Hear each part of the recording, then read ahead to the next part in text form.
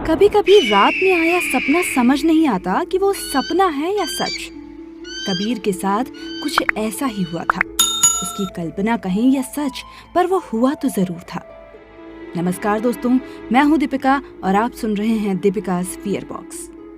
आज मैं आपको बताने वाली हूँ कबीर के उस सपने के बारे में जिससे उसकी जिंदगी ही बदल गई थी। बात उस रात की है जब कबीर को ऑफिस से आते वक्त काफी देर हो रही थी। गाड़ी खराब होने की वजह से आज उसे शेखर से लिफ्ट लेनी पड़ी। शेखर ने कहा, यार भाई, तू यहीं उतर जा, घर तेरा पास में ही है, ज्यादा टाइम नहीं लगेगा। और वैसे भी आज मेरी बीवी का कॉल आ रहा है, तू टहलते हुए निकल जा। ये कहकर शेखर चला गया। रात के 10 बज रहे थे। कबीर भी कब्रिस्तान वाले रास्ते से अपने घर की ओर निकल पड़ा। उसने चलना शुरू ही किया था कि झाड़ियों में से कुछ सरसराहट की आवाज आई। उसकी धड़कनें बढ़ने लगी। ऐसा लगा जैसे किसी बच्चे ने आवाज दी हो।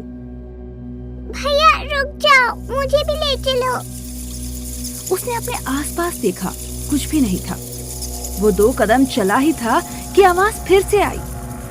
भैया रुक जाओ, मुझे भी ले चलो। उसके माथे से पसीना आने लगा। उसने पीछे मुड़कर देखा तो कोई नहीं था। दिसंबर की सर्दियों में उसे पसीने आ रहे थे और सर्द हवाएं पेड़ों को हिला रही थी। वो कुछ कदम आगे बढ़ा ही था कि आवाज फिर से सुनाई दी, लेकिन पहले से तेज और पास में। उसने मुड़कर देखना चाहा पर हिम्मत नहीं जुटा पाया। आज उसका सारा विज्ञान उसके जिस्म से पसीना बनकर बहता जा रहा था। उसने दौड़ना शुरू कर दिया, लेकिन न जाने किस चीज से टकराया और एक गड्ढे में गिर गया। वो सकपका कर उठा और जैसे ही सामने देखा, उसके दिल में बहने वाला खून जम गया। वो ना हिल पा रहा था और ना ही कुछ बोल पा रहा था। सामने एक बच्चा खड़ा हुआ था जिसका मुंह सिला हुआ था और वो कह रहा था, भैया मुझे भी ले चलो। तभी बारिश होने लगी और बारिश का पानी गड्ढों में भरने लगा। कबीर चिल्ला चिल्ला कर कह रहा था और गिड़गिड़ा रहा था कि मुझे जाने दो, मुझे जाने दो। पर उस बच्चे ने एक न सुनी और वो उसके पास आकर उस गड्ढे में खड़ा हो गया। कबीर डूबने ही वाला था, पर वो इतने गहरे पानी में भी ऊपर तैर रहा था।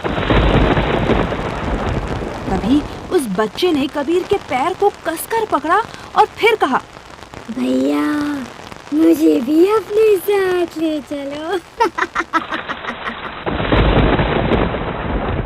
इतना कहते हुए उसने पानी भरे गड्ढे में उसे अंदर खींच लिया। तभी अचानक कबीर की आंख खुल गई। उसने देखा कि वो तो अपने बिस्तर पर ही था।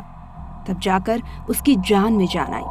करीब 10 मिनट खामोश बिस्तर पर वो खौफजदा होकर बैठा रहा और फिर उठकर पानी पीने किचन में चला गया। लेकिन जब वो वापस कमरे में आया तो देखा पूरा बिस्तर फिर से गीला था। वो घबरा गया और वो वहीं बैठ गया। पीछे मुड़कर देखा तो कमरे से किचन तक पैरों के निशान बने हुए थे, वो भी गीली मिट्टी से। उसके शरीर से जैसे बिजली सी कौंध गई।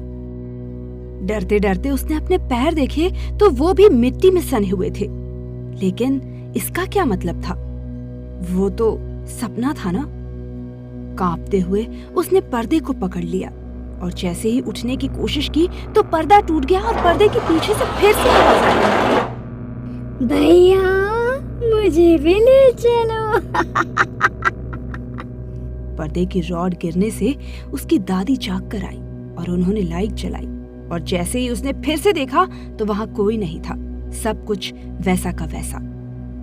कबीर के माथे का पसीना और दिल की धड़कनें बता रही थी कि वो कितना डरा हुआ था। जब दादी ने उससे उसका हाल पूछा तो वो किसी को समझा नहीं पा रहा था कि आखिर उसके साथ क्या हुआ। दादी के जाने के बाद वो बच्चा कबीर के बेड के नीचे था और कबीर अब कहीं भी जाता है तो उस बच्चे का साया और उसका खौफ हमेशा उसके साथ रहता है। भैया। दोस्तों, कैसी लगी आपको ये कहानी? हमें कमेंट बॉक्स में जरूर बताएं। अगर आपके साथ भी कुछ ऐसे वाकये हुए हैं तो हमारे साथ शेयर जरूर कीजिए। वीडियो को लाइक और चैनल को सब्सक्राइब करना ना भूलें। साथ ही बेल आइकन को भी दबा लें ताकि ऐसे ही वीडियो सबसे पहले आपको मिले। धन्यवाद।